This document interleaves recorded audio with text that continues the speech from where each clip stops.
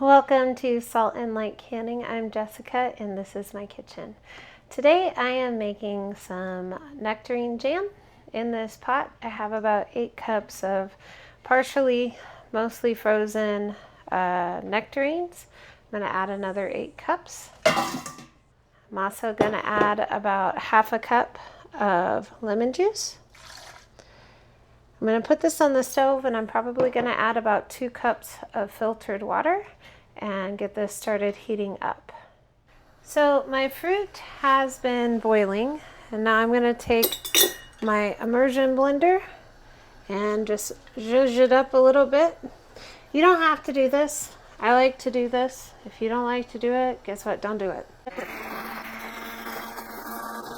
Alright, so now that I've got that all zhuzhed up, I'm going to add some vanilla.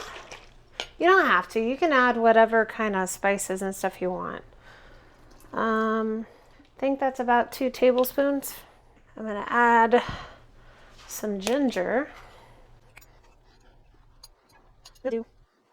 About that much. About 2.5 teaspoons. Some cardamom.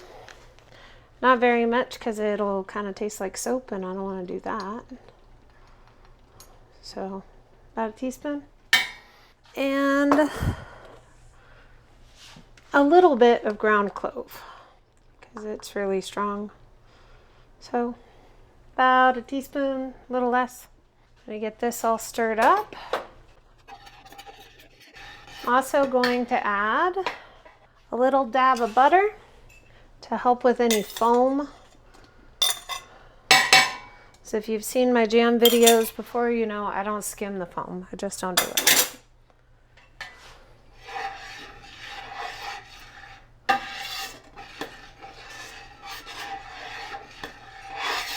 Now, turn my heat back up because I need it to be at a rolling boil. I'm going to add my pectin. So because I had about 16 cups of fruit, I have about 16 tablespoons of pectin. Get that. Ooh, hot. Ooh.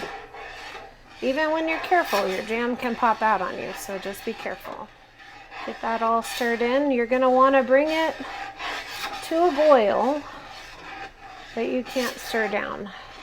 And we're going to want to stay at that boil for at least a minute. Make sure you get all of your pectin mixed in. You don't want a bunch of lumps. If you need to, grab a whisk. All right. We're going to make sure that this gets to a rolling boil that I can't stir down and it stays there for at least a minute. Just keep stirring. You don't want your jam to scorch.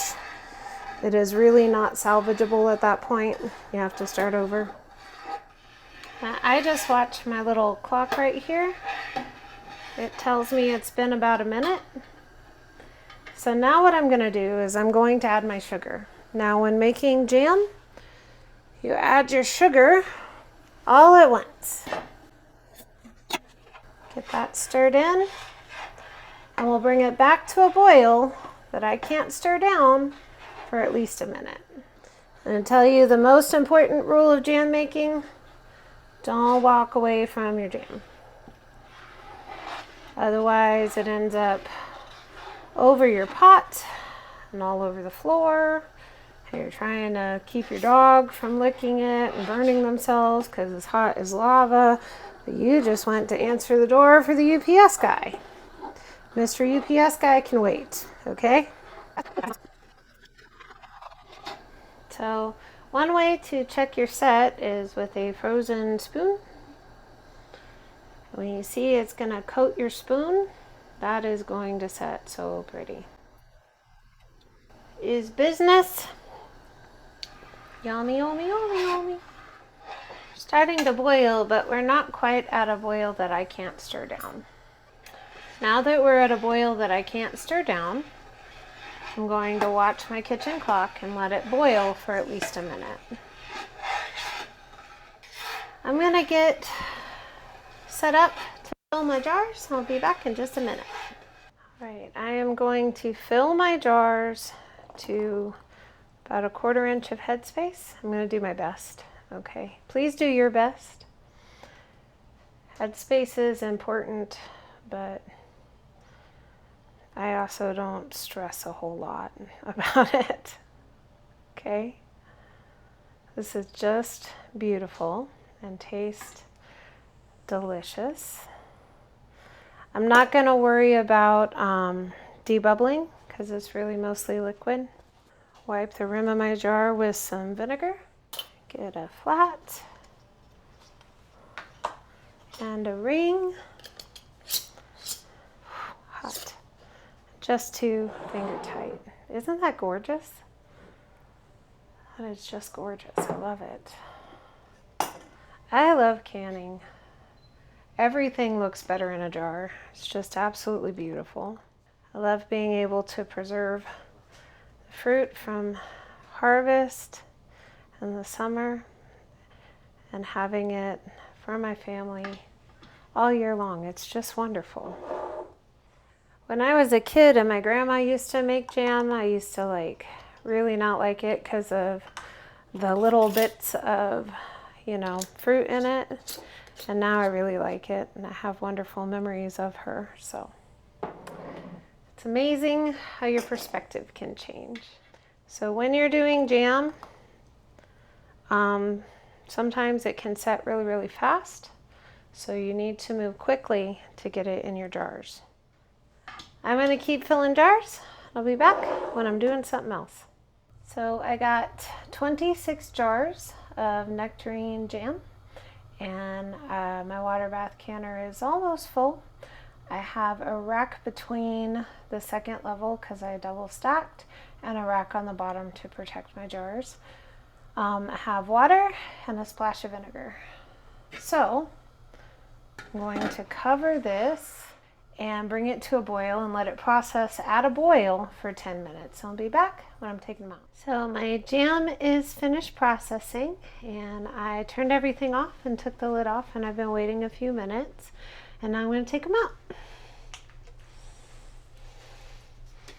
These are just beautiful. Can't wait to have these on the shelf. We are already popping and sealing and closing, and that's just awesome. Well, these are going to relax and seal and have a good night. And tomorrow I'll come in and take the rings off and clean everything up and put them in the pantry. I hope this blessed you. I hope it encouraged you, inspired you. Don't be afraid to try. Okay, canning is not difficult. It's just doing the same thing over and over again. Okay, it's simple. So don't be afraid to try. Check out my links in the description below. You'll find my Amazon storefront if you're looking for the things that I have in my kitchen. And you'll also find my Etsy shop. And I am adding new things to that every single week. So check it out. But anyways, be so blessed. Know that you're loved. And be a blessing to someone else. I'll see you in the next video.